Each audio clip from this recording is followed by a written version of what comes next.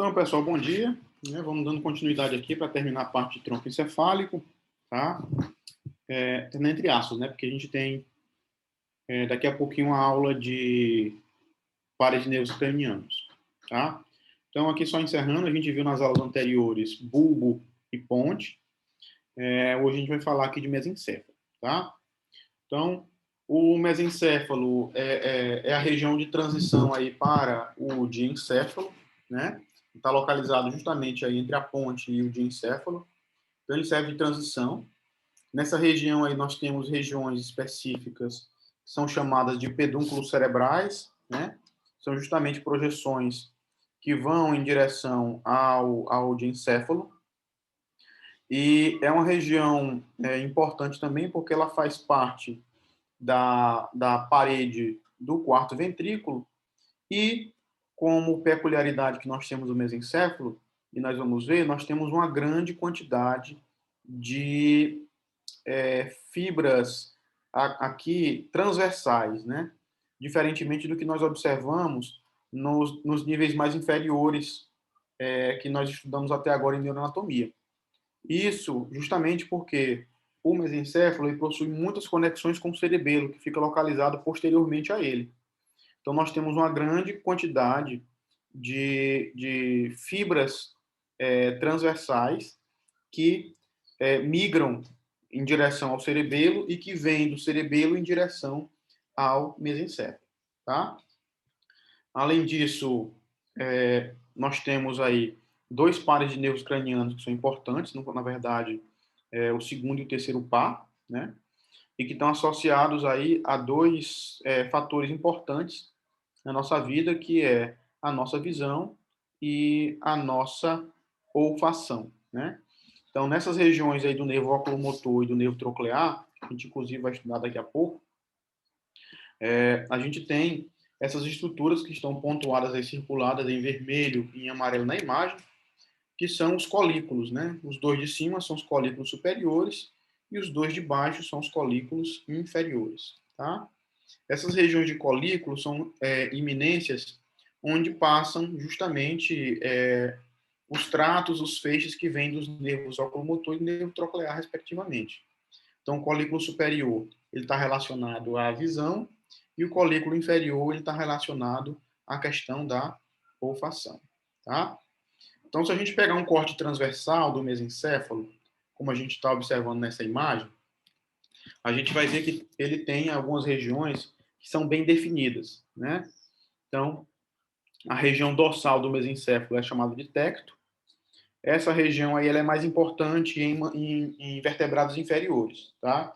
Ela não se desenvolveu tanto nos mamíferos superiores, nos vertebrados superiores, como os humanos. Tanto é que a gente viu que lá dentro da questão de evolução embriológica, né, do desenvolvimento embriológico, a vesícula, né, mesencéfalo, ela não se divide ou não evolui posteriormente para outras vesículas, ela permanece como mesencéfalo. Então, em parte, essa região aqui ela é um vestígio evolutivo, tá? Bem no centro aí, dividindo a região do teto, que é a região dorsal do mesencéfalo, da região anterior, que é chamada de pedúnculo cerebral, nós temos o que nós chamamos de aqueduto cerebral. Então, lembrem aí que lá na medula nós tínhamos um canal central da medula. Esse canal central, ele se abre mais ou menos aí na região do bulbo aberto, na região final do bulbo. Na ponte ele está completamente aberto e aqui no mesencéfalo ele volta a fechar, né? Entre o aqueduto cerebral e o canal central da medula, até sua abertura no bulbo, nós temos o quarto ventrículo que a gente estudou anteriormente, tá? Então, o aqueduto cerebral ele é uma continuação do quarto ventrículo.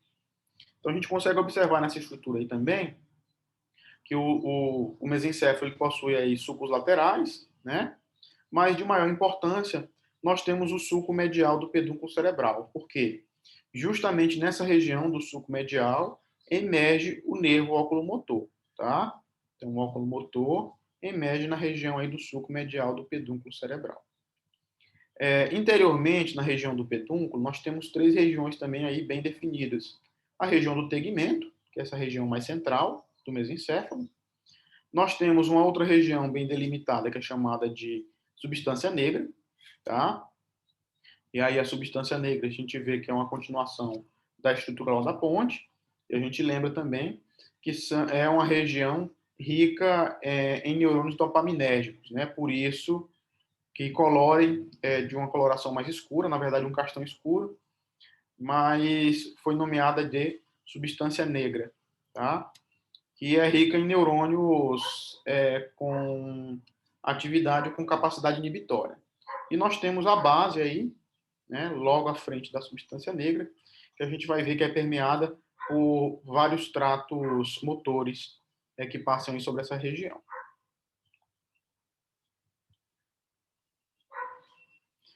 Então, observem aí, mais uma vez, a imagem do mesencéfalo, tá? A gente consegue ver bem novamente o aqueduto cerebral, tá? Ao redor do aqueduto central, a gente tem a substância cinzenta central. Observem que ela é um pouco maior do que a gente observava na medula e o formato também, tá? A base da ponte, inferiormente, a base do pedúnculo cerebral e a região de substância negra. Observem também aí a região do leminisco medial, tá? E o braço do colículo inferior por onde passa o trato olfativo, tá? Mais acima.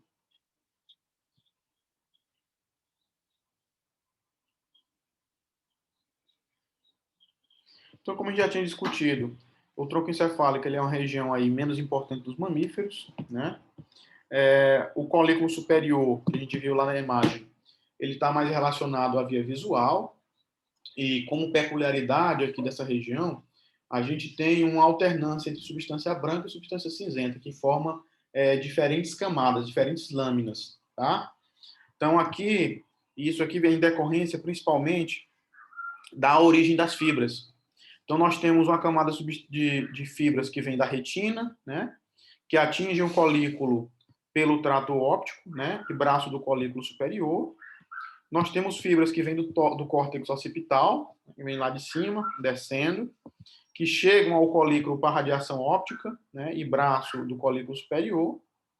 E nós temos fibras que formam o trato teto-espinhal, e terminam fazendo sinapse com neurônios motores da medula cervical, tá?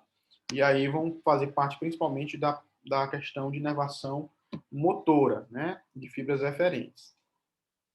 No colículo inferior, a gente vai ter a via auditiva, né? E aí a gente vai ter o núcleo do colículo inferior, que é onde nós vamos ter aí corpos neuronais que fazem sinapse para os neurônios aferentes que vêm lá do trato olfatório, como a gente vai ver lá na aula de nervos cranianos, tá? E nós temos aí na área pré-tetal, né, que é uma região importante, que está relacionada à realização dos reflexos pupilares, tá? Então, o controle do neurônios importantes aí que fazem parte do controle do músculo ciliar, né, e do músculo esfíncter da pupila, e eles estão associados aí tanto para alterar o reflexo, né, reflexo à luz, o reflexo espino-ciliar, não sei se vocês lembram da fisiologia, quando a gente faz como é que eu posso dizer?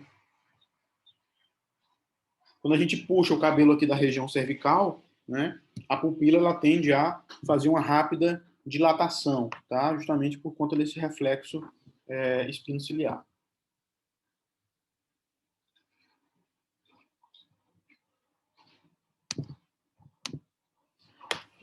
Então, na base aí do pedúnculo cerebral, do mesencéfalo, como a gente tinha falado, aqui a gente tem a passagem, é uma região basicamente de passagem de tratos e fibras longitudinais, ou que vão em direção ao encéfalo, ou que vêm do encéfalo, né? Então, nós vamos ter principalmente tratos motores. Então, o trato córtico-espinhal, o córtico nuclear e o córtico pontino, todos eles passam por essa região aí da base do pedúnculo cerebral, tá? Então, é uma região estritamente motora, tá? A base. Na região do tegmento, a gente, na verdade, tem a continuação do tegmento da ponte. A gente lembra que lá na ponte a gente tinha a região do tegmento, né? E esse tegmento, ele se continua aqui no mesencéfalo, tá? ele possui tanto substância branca quanto substância cinzenta. E aqui no tegmento do mesencéfalo, ele é importante porque nós vamos ter núcleos de nervos cranianos importantes, né? Então, nós temos o núcleos do terceiro par, do quarto par e do quinto par, aí que representam os núcleos do trato mesencefálico do trigêmeo, tá? Núcleo do nervo troclear, que aí ele o nervo troclear, ele é uma exceção, porque ele é o único par de nervo craniano que tem emergência dorsal, né? Todos os demais, eles têm emergência anterior. Mas o nervo troclear, ele sai de trás do mesencéfalo, ele dá a volta, né? E sai anteriormente também, tá? Ele dá a volta aí na região do mesencéfalo. E nós temos também os núcleos do nervo oculomotor, né, que está relacionado aí ao fascículo longitudinal medial. A gente lembra que o oculomotor aí, ele tem a função aí básica de controlar os músculos reto superior, reto inferior, reto medial e levantador da pálpebra, né? Então, boa parte dos movimentos do olho são controlados pelo nervo oculomotor. Nós temos aí nessa região também o núcleo de Edgar-Westphal, né, que é o responsável por fazer o controle aí dos músculos ciliares e do esfíncter da pupila, que faz parte aí do sistema nervoso autônomo.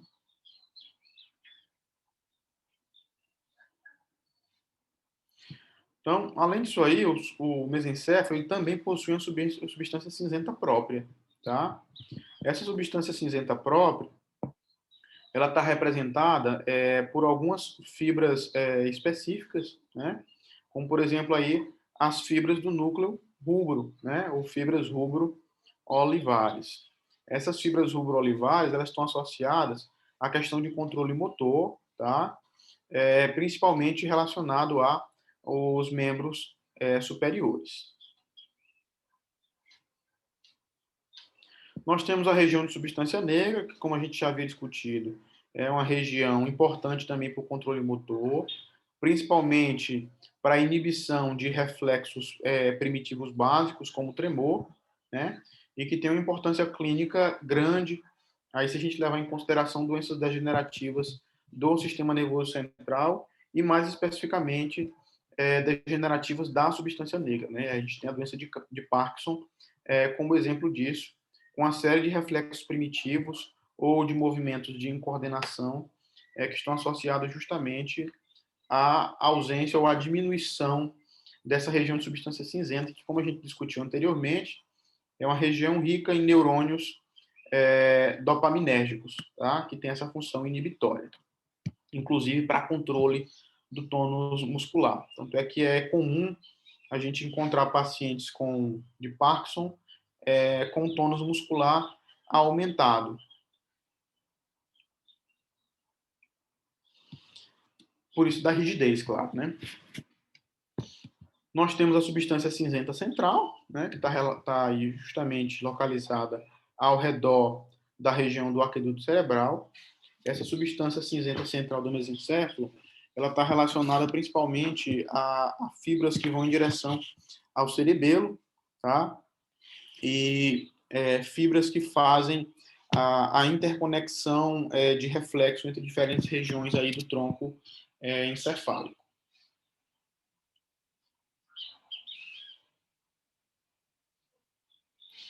Com relação à substância branca do mesencéfalo, a maioria das fibras descendentes, né, passa pela base do pedúnculo cerebral, como a gente já tinha comentado no início da aula, tá? As ascendentes, elas percorrem a região do tegmento. Então, os 4 leminíscos e o pedúnculo cerebelar superior, né, todas essas regiões aí que a gente viu nas imagens anteriormente de mesencéfalo. E aqui nós temos na região da formação reticular do mesencéfalo, 2 áreas também importantes aí, que são os núcleos da RAF e a área tegmentar ventral, tá? Então, essas 2 regiões aí são as regiões de importância da formação reticular do mesencéfalo. Beleza?